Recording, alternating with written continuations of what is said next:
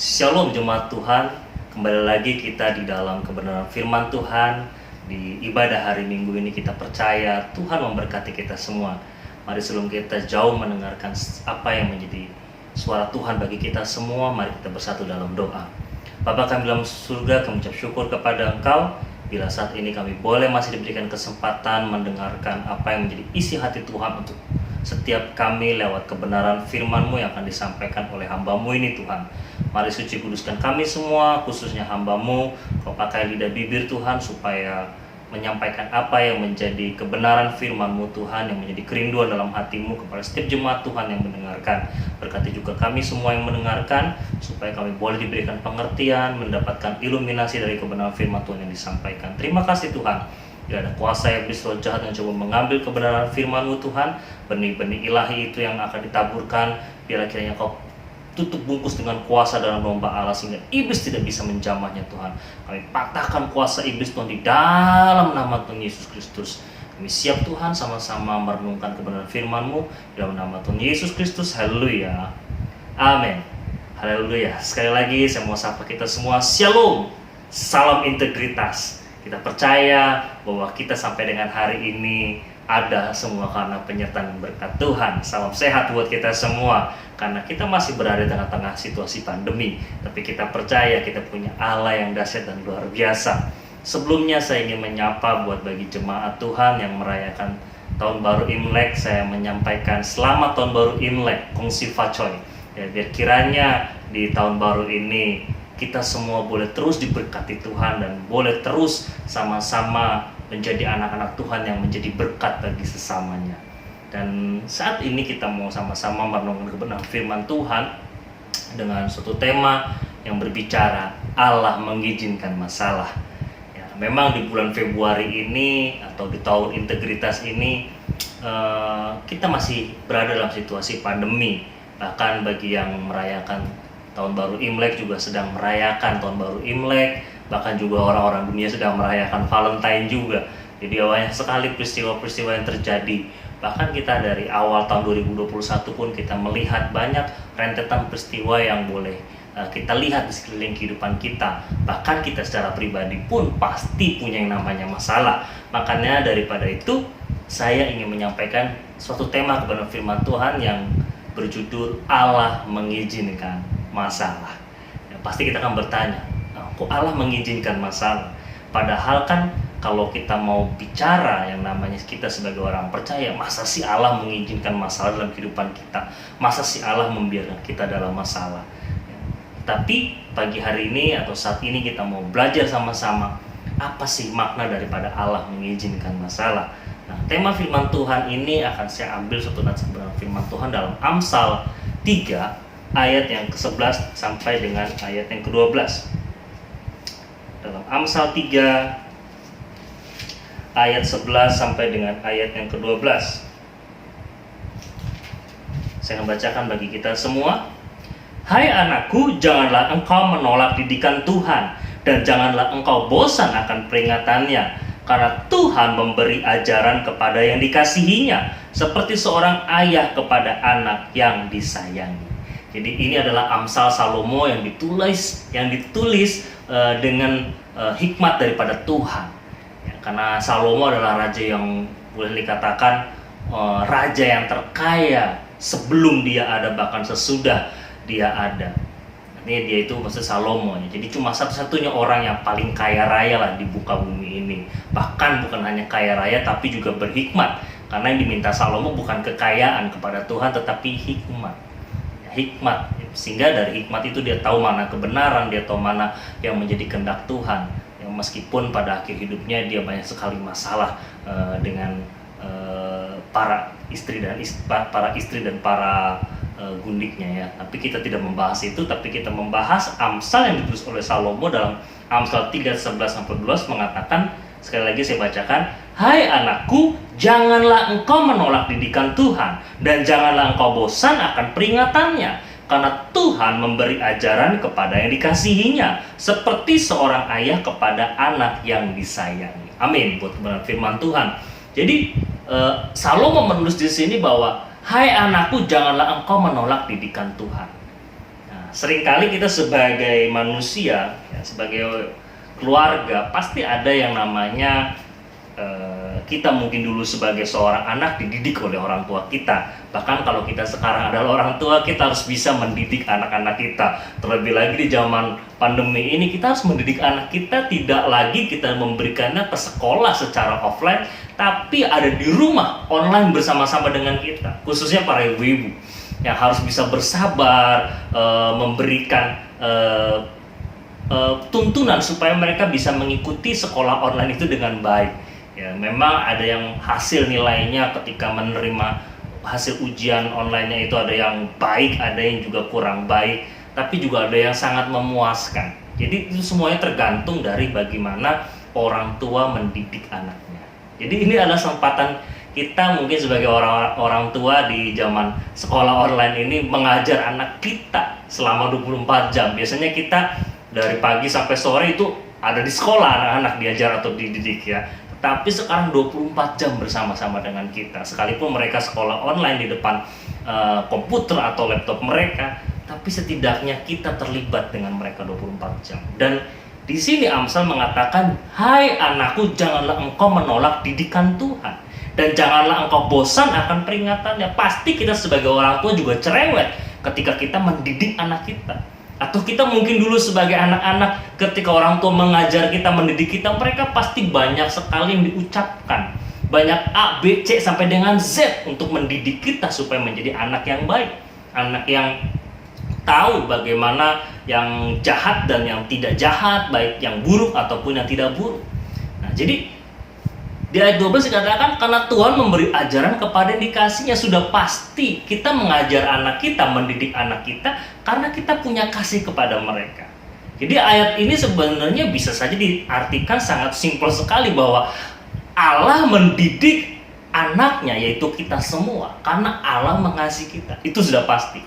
Jadi ini satu statement di awal yang harus kita pahami bersama-sama, dan kita setuju bahwa Allah mendidik anak-anak yang dikasihinya. Allah memberikan didikan atau memberi pelajaran, pengajaran kepada orang-orang yang dikasihinya. Seperti seorang ayah kepada anak yang disayangi. Memang kalau kita melihat perjanjian lama dan perjanjian baru, selalu munculnya itu figur ayah, bapak, lelaki. Kenapa? Karena dalam adat istiadat orang Yahudi atau orang Ibrani, mereka menganut adat itu patriark, artinya keturunan garis ayah. Sedangkan garis ibu kadang-kadang itu tidak diperhitungkan. Bahkan nama perempuan itu seringkali itu tidak dituliskan. Justru hanya nama lelaki saja sebagai garis keturunan, untuk melihat dia keturunannya siapa ini. Ya. Tetapi di sini kita melihat bukan bicara hanya seperti seorang ayah kepada anak yang dikasihnya, kita lebih tepatnya seperti orang tua yang mengasihi anaknya. Jadi Tuhan itu lebih tahu bagaimana caranya mengasihi seorang anak. Nah, maka dari itu kita melihat dalam Amsal 3 ayat 11 sampai 12 ini bahwa Allah mengizinkan masalah. Kita anggap saja masalah itu suatu didikan dari Tuhan. Ya, kita nggak tahu, kita punya masalah bisa aja dalam keluarga kita, dalam pekerjaan kita, bahkan dalam hal finansial di tengah-tengah pandemi ini. Banyak sekali masalah itu menjadi kompleks. Kesehatan iya, sosial masyarakat iya. Tetapi Tuhan izinkan itu semua. Kenapa? Karena Tuhan ingin mengajarkan sesuatu kepada orang yang dikasihi. Jadi kita menganggap bahwa pandemi ini bukan suatu musibah. Pandemi ini bukan suatu masalah yang wow, ini masalah yang sangat berat buat kita. Enggak. Ketika kita memahami bahwa masalah yang kita hadapi selama kita masih ada di muka bumi ini sebagai suatu didikan dari Tuhan kita sebagai seorang Bapa yang baik, maka kita akan tahu, oh iya, betapa Allah itu mengasihi kita. Nah, kita lihat di sini ada kata, janganlah engkau menolak. Menolak artinya dalam bahasa Inggris disebutkan despise atau disappear, reject, menolak, meniadakan. Artinya kita jangan sampai kita menolak atau meniadakan didikan daripada Tuhan kita. Nah, didikan ini bukan hanya bicara kalau kita sekarang belajar di sekolah anak-anak sekolah belajar online itu adalah belajar sesuatu yang teoritis. Tetapi didikan di sini lebih kepada disiplin. Karena bahasa Inggrisnya dikatakan didikan, menolak didikan, artinya despise chastening. Artinya tidak menolak yang namanya disiplin. Disiplin itu pasti tidak jauh hubungannya dengan yang namanya hukuman. Jadi jangan pernah sekali-kali kita menolak peringatan atau hukuman dari Tuhan. Kalau misalnya kita punya masalah, jadi anggap saja masalah itu sebagai suatu bentuk disiplin, atau bahasa yang punya konotasi yang negatif itu hukuman. Ya, jadi agak menyeramkan, oh hukuman ya. Makanya kita jangan takut juga dengan kata hukuman, karena ada hukuman yang memang Tuhan sengaja itu bisa terjadi. Kenapa? Ya ini karena Tuhan ingin mengajar sesuatu yang baik kepada orang yang dikasihi. Jadi peringatan, ada kata peringatan, janganlah engkau bosan akan peringatannya. Peringatan punya padanan kata dengan ayat yang ke-12 bicara tentang Tuhan memberi ajaran kepada yang dikasih. Jadi arti daripada didikan, peringatan dan ajaran memiliki satu kesepadanan bahwa itu adalah suatu bentuk disiplin yang Tuhan berikan kepada kita sebagai anak-anak yang dikasihinya. Ya, jadi ajaran itu bicara, kalau bahasa Inggrisnya corrects ya, artinya pembenaran, diperbaiki. Jadi kita diperbaiki. Sebenarnya ketika Tuhan memberikan suatu ajaran, ingin memperbaiki kehidupan kita. Kenapa diperbaiki kehidupan kita? Karena kita tahu dalam Kejadian 3 manusia semua sudah jatuh dalam dosa. Ketika manusia jatuh dalam dosa, artinya kita harus diperbaiki. Karena kita manusia yang diciptakan sempurna, sama seperti Bapa yang sempurna. Kenapa kita bisa dikatakan harus menjadi pribadi yang sempurna sama seperti Bapa yang sempurna? Karena ada suatu unsur yang itu berasal dari Allah, yang Allah berikan kepada kita. Ketika Allah menciptakan manusia dari debu tanah, ya, saya katakan debu tanah, bukan tanah. Karena kalau tanah, itu masih ada unsur-unsur yang membuat tanah itu menjadi subur, bisa ditanami sesuatu. Tapi saya katakan debu tanah, karena memang arti aslinya di dalam Kejadian 1 itu manusia diciptakan dari debu tanah, bukan dari tanah, tapi dari debu tanah. Debu tanah itu apa? Debu tanah adalah bagian tanah yang kering, yang terbang kian kesana kemari, yang terbang kemana-mana. Kalau kita ke jalan raya itu ada debu, nah itulah debu tanah. Dan kalau debu tanah itu dikumpulkan dalam satu pot, kita tanamkan sebuah pohon mawar, maka pohon mawar itu akan mati. Kenapa? Karena dalam debu tanah tidak ada unsur mineral apapun. Tapi hebatnya, ketika ada seseorang menyelidiki bahwa manusia itu terdiri dari apa saja, oh tulangnya ada fosfor, ada mineral, ada garam, ada banyak sekali unsur-unsur mineral dalam tubuh manusia. Ada Fe-nya, seng, oh pokoknya ada zat besinya, ada zat macam-macam. Padahal berasal dari debu tanah yang bukan apa-apa. Tapi Tuhan membuatnya menjadi berarti, menjadi sesuatu yang hidup. Ketika menjadi sesuatu yang, dan sebelum menjadi sesuatu yang hidup, Tuhan memberikan satu hal lagi yang sangat berharga. Karena debu tanah itu tidak berharga, Tuhan menjadikan kita berharga. Kenapa? Karena Tuhan menghembuskan nafasnya kepada kita. Bukan hanya nafas, saya pernah katakan bukan sekedar nafas, tapi Tuhan memberikan rohnya kepada kita. Makanya dikatakan kalau kita dituntut untuk jadi sempurna, oh pasti bisa, harus sempurna. Kenapa? Karena ada roh Allah dalam tubuh, dalam kehidupan kita. Tubuh jiwa roh kita ini, salah satu unsurnya adalah roh Allah. Maka dari itu kita perlu meminta kuasa Roh Kudus, tuntunan Roh Kudus, supaya roh Allah yang ada dalam kehidupan kita ini boleh aktif kembali dan boleh kita menjadi pribadi yang sempurna di hadapan Tuhan. Nah, itu kita baru pembukaan ya. Jadi masalah itu bicara didikan. Nah, kalau kita bicara dengan yang namanya masalah, berapa banyak orang yang bertobat dari dosanya karena mengalami masalah? Pasti banyak. Ya, jadi kalau kita perhatikan sering kali ya, setelah seseorang mengalami banyak masalah atau mengalami suatu permasalahan, orang bisa berbalik kepada Tuhan. Yang tadinya jahat bisa menjadi baik, yang tadinya hidupnya kacau, ugal-ugalan, ia bisa menjadi orang yang wow, beda sekali, 180 derajat. Ya. Dan kalau saya boleh katakan, jika saja kamar-kamar penjara, kamar rumah sakit dapat berbicara, berapa banyak orang yang bertobat dari dosanya karena mengalami masalah, sakit penyakit kah? masuk ke dalam penjara kah? Kalau sekarang sudah pasti sakit penyakit yang lebih utama. Kenapa? Karena masa pandemi COVID Corona ini. Pasti banyak sekali orang yang akhirnya mencari Tuhan. Banyak orang yang mendekatkan dirinya kepada Tuhan. Mungkin yang dulunya jarang berdoa, jarang membaca firman Tuhan, tapi karena adanya pandemi ini, mereka bisa lebih intim dengan Tuhan. Sekalipun gereja belum bisa online, belum bisa offline, belum bisa onsite, masih online. Tetapi karena adanya pandemi ini, kalau boleh jujur, pasti banyak orang yang lebih banyak mencari Tuhan. Saya juga banyak melayani di salah satu LP atau di salah satu penjara yang ada di daerah Gunung Sindur sana. Banyak sekali jiwa-jiwa yang ketika masuk ke dalam penjara, mereka baru bisa menemukan Tuhan. Mereka baru bisa memanggil nama Tuhan, baru bisa mendapatkan panggilannya sebagai orang percaya.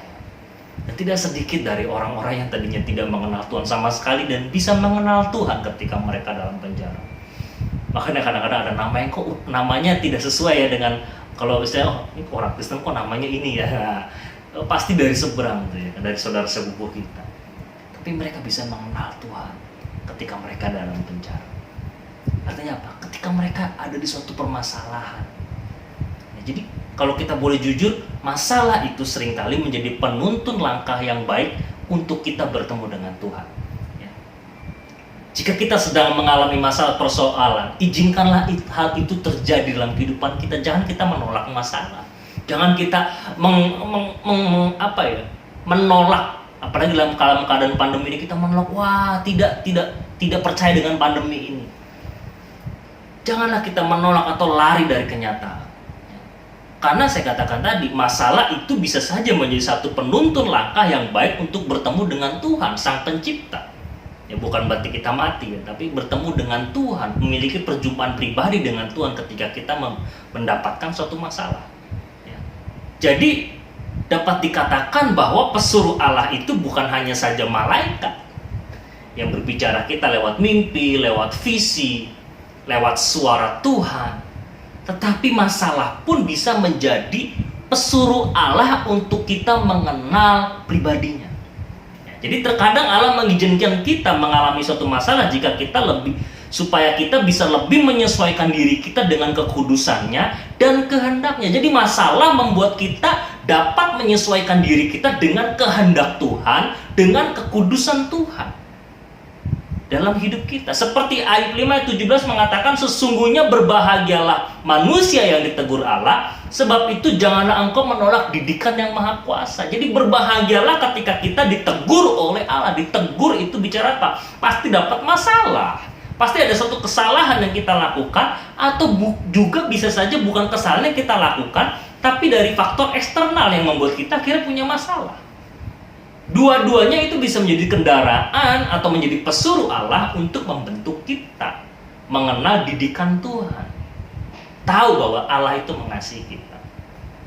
Ya. Jadi setidaknya ada 4 hal yang bisa kita mengerti kenapa Allah atau mengapa Allah mengizinkan masalah dalam kehidupan kita. Ya. Allah mengizinkan masalah ada dalam kehidupan kita. Yang pertama, untuk menuntun kita mengenal Allah dan kasih-Nya. Saya katakan tadi, berapa banyak penjara dan kamar-kamar rumah sakit yang mereka kalau boleh bercerita, banyak sekali orang yang di situ bisa bertobat, bisa mencari Allah, menemukan Allah.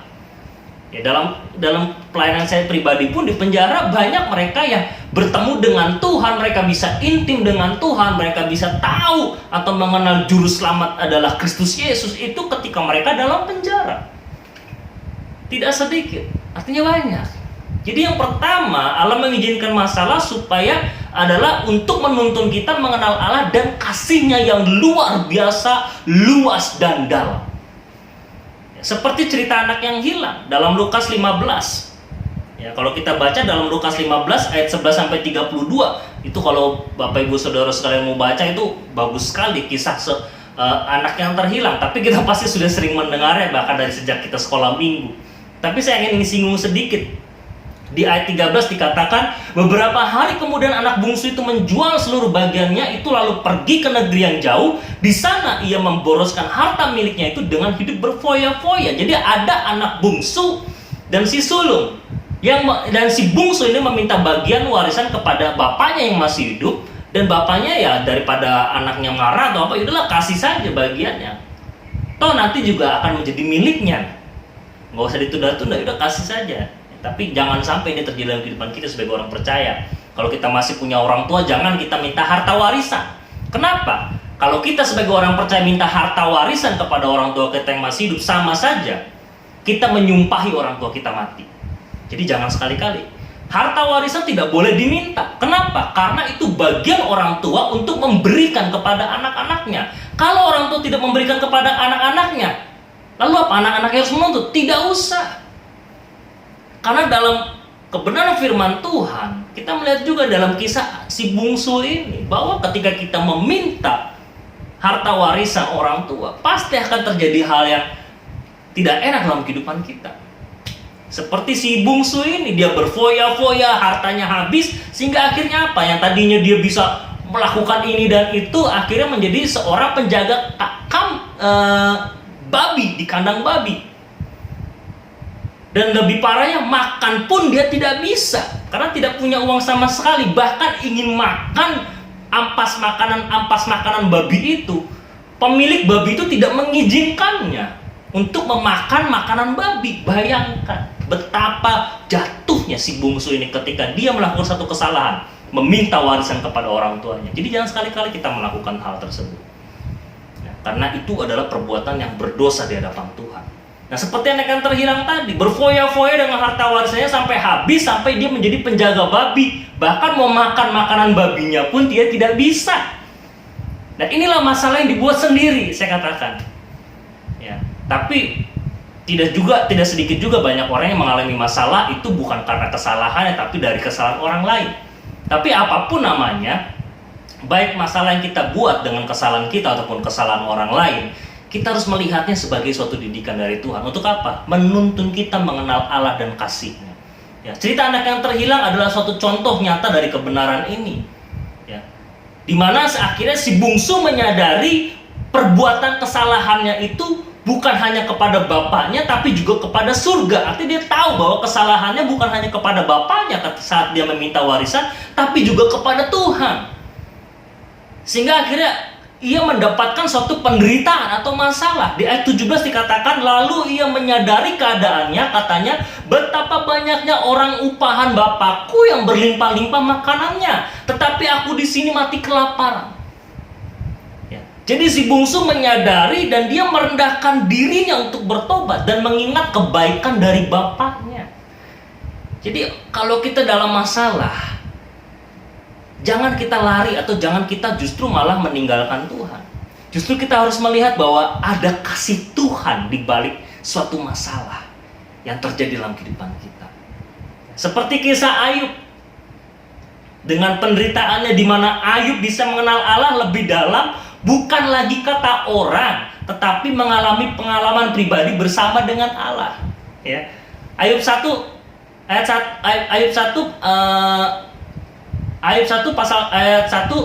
1 ayat 1 mengatakan, ada seorang laki-laki di tanah Uz bernama Ayub. Orang itu saleh dan jujur, ia takut akan Allah dan menjauhi kejahatan. Dia orangnya sangat baik. Tapi Tuhan izinkan masalah dalam kehidupannya. Kenapa? Bukan karena dia salah, tapi kalau kita lihat juga ada salahnya, karena dia tidak bisa mendidik anak-anaknya dengan baik. Karena anaknya setiap hari berpesta. Tetapi Ayub hidup benar di hadapan Tuhan. Setiap anaknya melakukan kesalahan, dia memberikan persembahan. Karena dia tahu kalau anak-anaknya salah, dia harus berikan persembahan kepada Tuhan. Dia mengenal Tuhan apa kata orang. Sehingga akhirnya ketika iblis datang, diizinkan Tuhan untuk mencobai Ayub. Sampai pada akhirnya Ayub berkata dalam Ayub 1 ayat 21 dan 22, pasal 1 ayat 21-22, dengan telanjang aku keluar dari kandungan ibuku, dengan telanjang juga aku akan kembali ke dalamnya. Tuhan yang memberi, Tuhan yang mengambil, terpujilah nama Tuhan. Nah, kalau kita mengalami hal ini, khususnya dalam hal, kalau pandemi ini, hal finansial, mungkin pemasukan kita berkurang, gaji kita dipotong, mungkin kita kehilangan pekerjaan, Kalau memang Tuhan yang memberi kita berkat, Tuhan juga yang bisa mengambil berkat tersebut.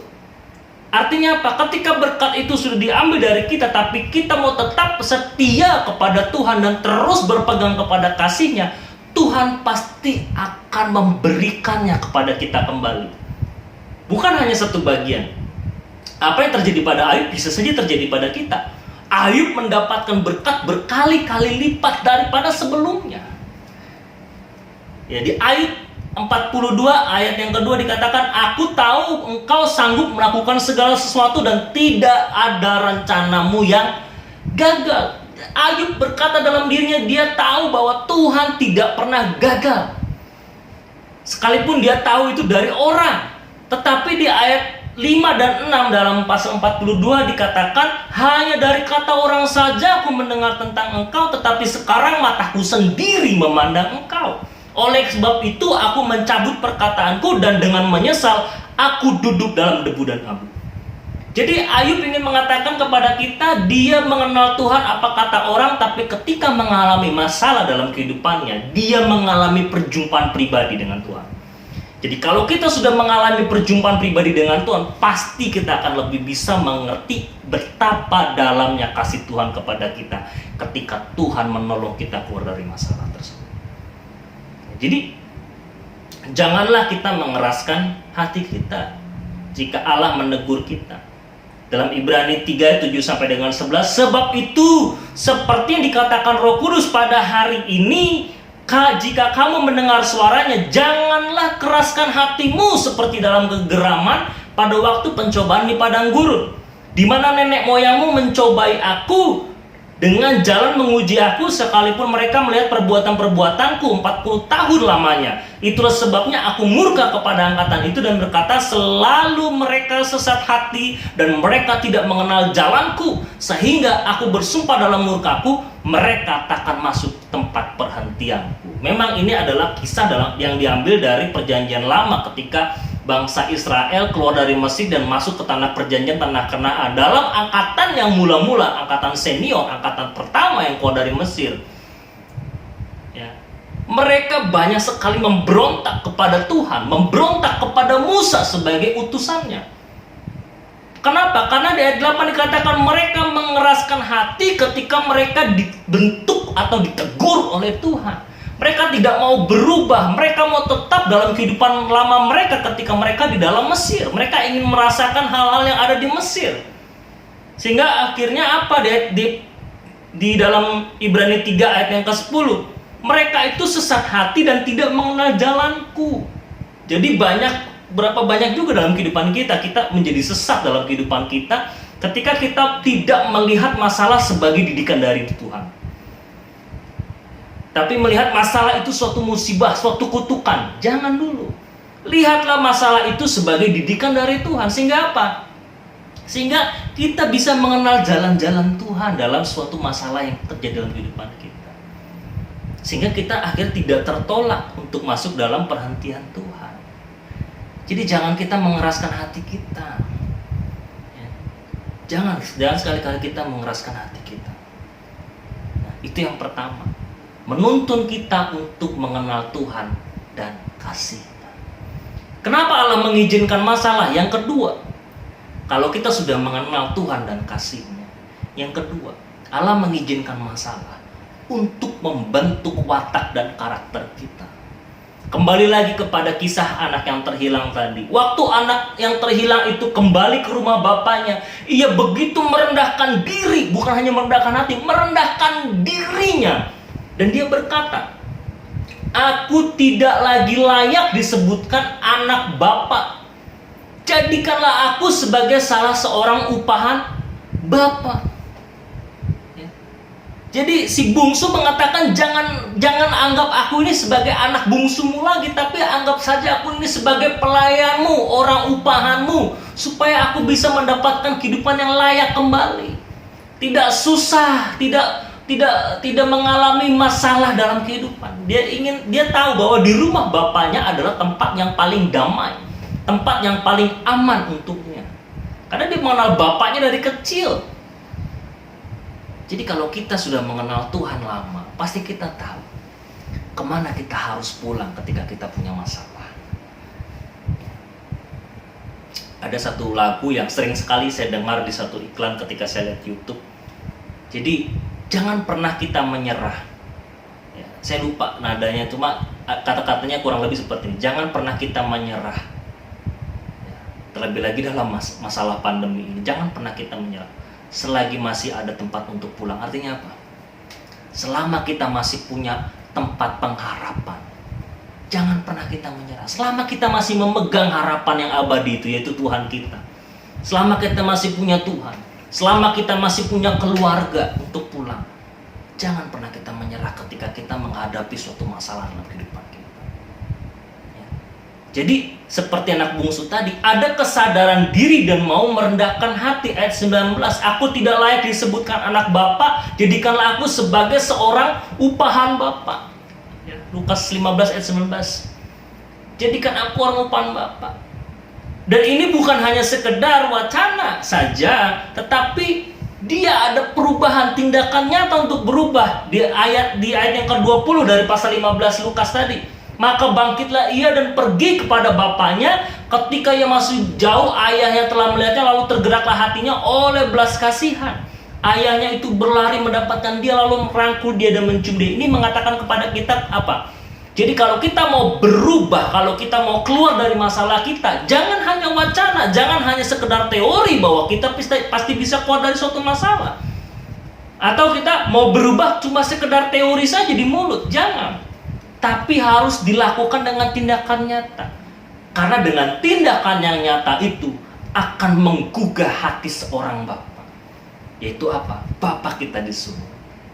Jangankan hanya untuk Bapa di surga. Kalau kita berbuat baik kepada orang tua kita, pasti hati orang tua kita akan tergerak. Hatinya pasti akan tersentuh ketika kita melakukan suatu kebaikan yang selama ini mungkin orang tua kita tidak pernah menyadari atau tidak pernah merasakan kebaikan tersebut.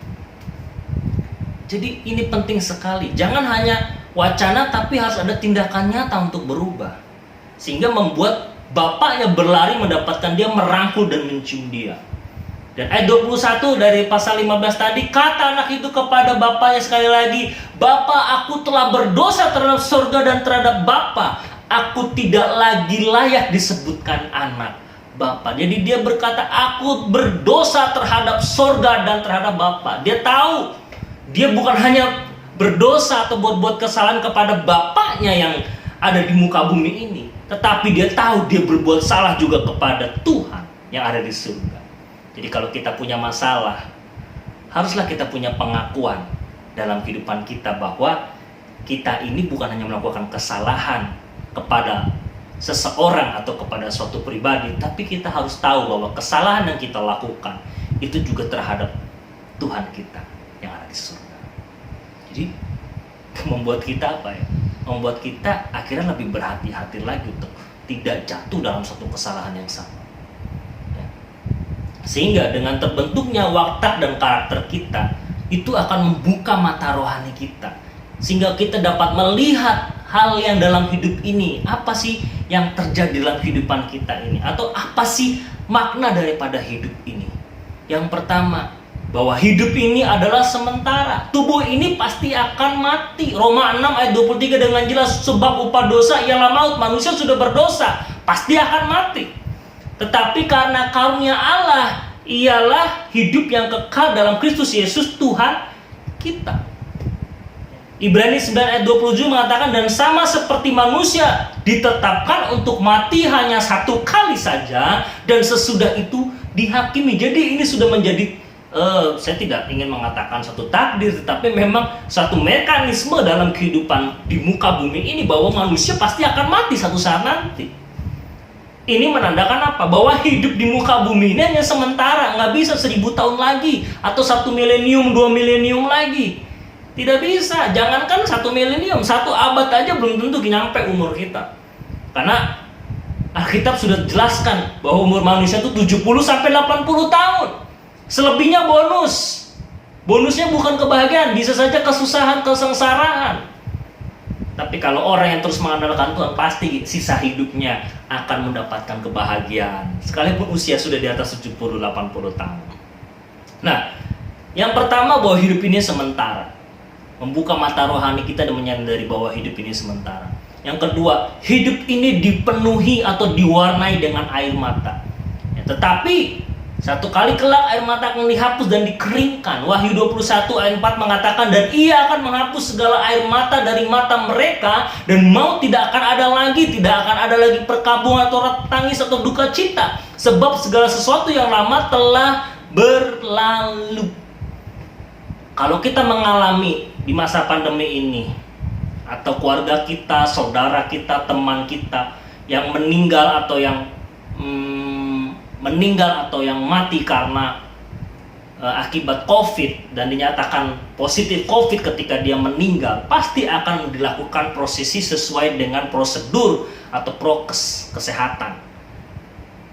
Dan dikubur dengan prokes kesehatan itu tidak enak dilihatnya, karena nggak bisa ada orang yang nganter, nggak ada suatu acara yang bisa mengantar dia dengan layak. Ya udah dikubur, dibungkus dengan plastik, ya mungkin bisa taruh saja dalam peti juga bisa, tetapi sudah tidak bisa lagi kita melihat wajahnya sebelum dia dikuburkan. Ya, saya melihat banyak sekali ya di media online, di YouTube saya sering melihat bahwa banyak orang-orang yang kehilangan keluarganya itu seperti seperti mengantar sesuatu yang tidak, ya nggak pas lah gitu. Memang ya, mau nggak mau ini adalah protokol kesehatan yang dilakukan ketika kita mengalami suatu pandemi. Apalagi ini pandemi bukan regional tetapi dunia. Ya harus ada protokol kesehatan yang dilakukan. Jadi kalau meninggalnya positif COVID, ya harus ada dengan prosedur COVID. Dan itu nggak enak. Keluarga nggak bisa nganter, teman-teman nggak bisa melihat, tidak ada acara untuk sebelum pemakaman. Cukup tidak mengenakan.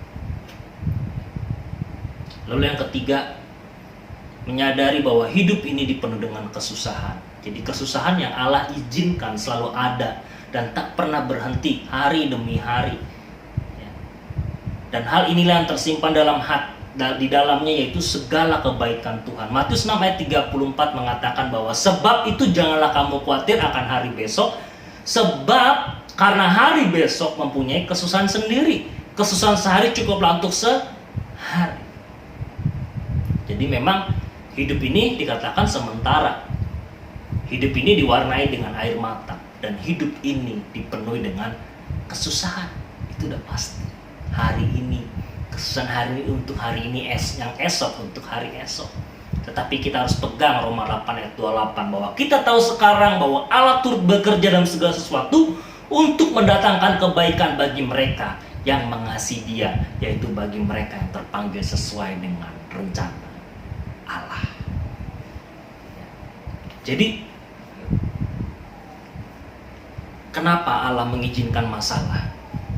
Yang kedua, untuk membentuk watak dan karakter kita, supaya kita selanjutnya mendewasakan kita. Jadi poin yang ketiga, Allah mengizinkan masalah, kita mendewasakan kita. Orang Kristen anak-anak pasti berkatnya anak-anak, mendapatkan berkatnya ya anak-anak, bukan suatu perkara yang besar tapi perkara-perkara kecil. Orang Kristen anak-anak tidak bisa menjadi mempelai Kristus karena belum akil balik, belum layak untuk mendapatkan yang namanya seorang mempelai ketika dia masih anak-anak. Harus cukup umur. Nah di Indonesia cukup umurnya apa? Ketika kita belum punya KTP itu belum cukup umur. Tapi kalau sudah punya KTP berarti sudah cukup umur, dikatakan dewasa secara umur. Tetapi dewasa memang bukan bicara umur saja, tapi bicara apa? Bicara kerohaniannya. Nah, Tuhan mengizinkan masalah untuk mendewasakan kerohanian kita, supaya kita mendapatkan perkara-perkara yang besar dalam kehidupan kita. Ya. Jadi Wahyu 19 ayat 7-9 dengan jelas mengatakan, marilah kita bersukacita dan bersorak-sorai memuliakan Dia, karena hari perkawinan anak domba telah tiba dan pengantinnya telah siap sedia. Jadi pengantin itu harus siap sedia. Siap sedia ini bukan hanya bicara dia sudah memakai gaun pengantin, tapi layak untuk menjadi pengantin. Satu hal, Dia harus sudah cukup umur, akil balik. Yang kedua, dikatakan dalam 19 ayat 8, dan kepada dikaruniakan supaya memakai kain lenan halus yang berkilau-kilauan dan putih bersih. Lenan halus itu adalah perbuatan-perbuatan yang benar dari orang-orang kudus. Jadi harus ada perbuatan dulu yang kita harus lakukan. Ya, dalam tahun integritas ini sudah pasti yang menjadi fokus kita sebagai orang percaya, bagaimana kita bisa menjadi pribadi-pribadi yang berintegritas.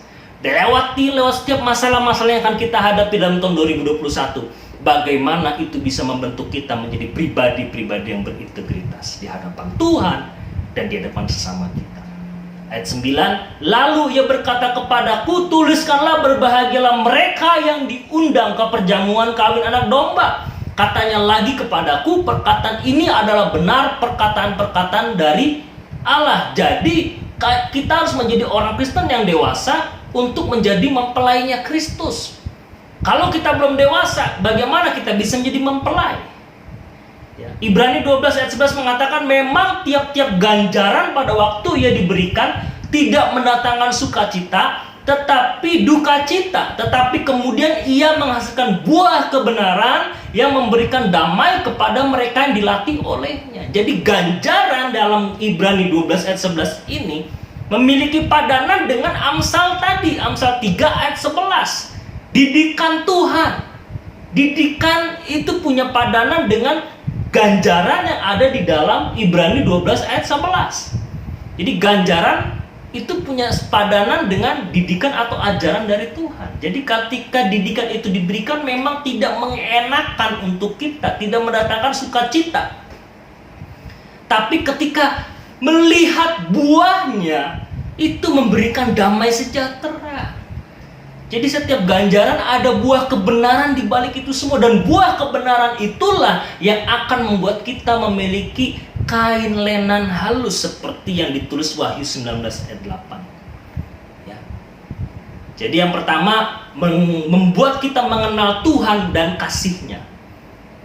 Yang kedua, kenapa Allah mengizinkan masalah? Untuk membentuk watak dan karakter kita. Kita sombong mungkin, kita congkak, kita jahat, diubah. Yang ketiga, mendewasakan kerohanian kita. Dan yang terakhir, karena Ia memperlakukan kita sebagai anak. Jadi dari awal saya katakan, didikan Tuhan itu diberikan kepada anak-anak yang dikasihi. Jadi menerima Yesus Kristus adalah anak Allah. Ya, kalau anak-anak Allah, Yohanes 1 ayat 12 katakan dengan jelas, sesemua orang yang menerimanya akan diberinya kuasa supaya menjadi anak-anak Allah, yaitu mereka yang percaya dalam namanya. Jadi seorang anak itu harus dididik, Amsal 3 ayat 11 ayat 12 tadi. Kenapa? Karena kalau tidak dididik, ia akan menjadi anak-anak yang gampang. Ya, ayat terakhir dalam Ibrani 12 ayat 5 sampai dengan 8. Dan sudah lupakah kamu akan nasihat yang berbicara kepada kamu seperti kepada anak-anak? Hai anakku, janganlah anggap enteng didikan Tuhan. Ini sama dengan didikan di sini, sama memiliki arti yang sama dengan didikan dalam Amsal 3 ayat 11 12 tadi. Janganlah anggap enteng didikan Tuhan dan janganlah putus asa apabila engkau diperingatkannya.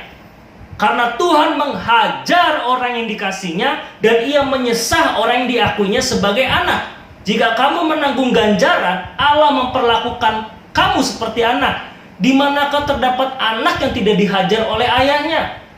Tetapi jikalau kamu bebas dari ganjaran yang harus diderita setiap orang, maka kamu bukanlah anak, tetapi anak-anak gampang. Jadi ada kata di sini ganjaran, didikan, menghajar, itu punya satu padanan kata yang sama. Bicara apa? Didikan Tuhan, ajaran Tuhan. Jadi berbahagialah orang yang mendapatkan didikan dari Tuhan, yang dihajar oleh Tuhan, mendapat ganjaran dari Tuhan, sehingga ia tidak lagi disebut anak-anak gampang. Apa itu anak-anak gampang? Anak-anak gampang ini bicara apa? Anak-anak yang tidak sah, anak-anak yang tidak layak di hadapan Tuhan, anak-anak yang tidak diakui oleh Tuhan. Tetapi anak yang lain dikatakan di situ bukanlah anak, tetapi anak-anak gampang. Anak gampang itu anak yang tidak sah. Sedangkan anak yang sah, ada kata anak juga dalam Ibrani tadi, itu adalah anak yang sah. Anak keturunan. Anak yang sah di hadapan Tuhan. Jadi kalau kita memang mengakui bahwa Yesus Kristus adalah Bapa kita yang baik, Bapa kita yang kekal, maka kita harus siap sedia untuk mendapatkan didikan, ajaran, dan ganjaran sekalipun, ataupun hukuman, disiplin dari Tuhan. Lewat apapun. Mungkin di tengah-tengah pandemi ini kita punya masalah dalam keluarga kita, pribadi kita, pekerjaan kita, pelayanan kita, finansial kita, keuangan kita. Dan saya akan tutup dengan satu perkataan. Mari kita menyikapi setiap masalah yang ada dengan kebenaran firman Tuhan. Dan terus menjaga hubungan kita dengan Allah. Kita sebagai seorang bapa dan seorang anak. Jadi harus terus ada hubungan bapa dan anak dalam kehidupan kita dengan Tuhan kita Yesus Kristus. Sehingga kita percaya setiap masalah yang kita hadapi, entah itu karena kesalahan yang kita lakukan atau kesalahan dari faktor eksternal, semuanya dapat kita lewati bersama dengan Tuhan. Ketika kita mau mengakuinya, ketika kita mau mengaku bersalah kepada Tuhan, seperti anak bungsu tadi, mengaku bersalah dan mau bertobat, ada tindakan yang nyata, maka Tuhan akan tergerak hatinya memberikan kita solusi untuk keluar dari masalah-masalah kita. Mari kita bersatu dalam doa. Bapa kami dalam surga, kami ucap syukur pada Engkau Tuhan untuk kebenaran firman-Mu ya Bapa. Berkati Tuhan setiap anak-anak-Mu yang saat ini sedang mengalami pergumulan atau masalah baik dalam keluarga, dalam pekerjaan, keuangan, finansial, pelayanan sekalipun Tuhan. Bahkan dalam krisis dalam pandemi ini Bapa, masalah sakit penyakit, masalah kesehatan sosial Tuhan, masyarakat, kami berdoa biar Tuhan jamah di dalam nama Yesus Kristus setiap anak-anak Tuhan yang mendengarkan kebenaran firman Tuhan ini mengerti bahwa setiap masalah yang Tuhan izinkan terjadi dalam kehidupan mereka, karena Tuhan ingin kami semua mengenal Tuhan dan kasih-Mu Tuhan. Karena Tuhan ingin kita merubah watak dan karakter kita, mendewasakan kerohanian kita, dan pada akhirnya menuntun kita untuk menjadi pribadi-pribadi yang berkemenangan di hadapan Tuhan. Mari Tuhan, Kau berkati setiap kami, dan terus Tuhan menjadi Bapa kami yang baik, Bapa kami yang kekal. Berkati Tuhan anak-anak-Mu, dan biarlah kebenaran firman Tuhan telah disampaikan ini menjadi benih ilahi yang akan tertanam, bertumbuh, berkembang, berbuah menjadi berkat, dan menjadi berkat dalam kehidupan kami secara pribadi, bahkan kepada orang-orang sekeliling kami. Terima kasih Tuhan, di dalam nama Tuhan Yesus Kristus kami telah berdoa dan mengucap syukur. Haleluya, amin. Sekali lagi, Shalom. Tuhan Yesus berkati kita semua. Salam integritas.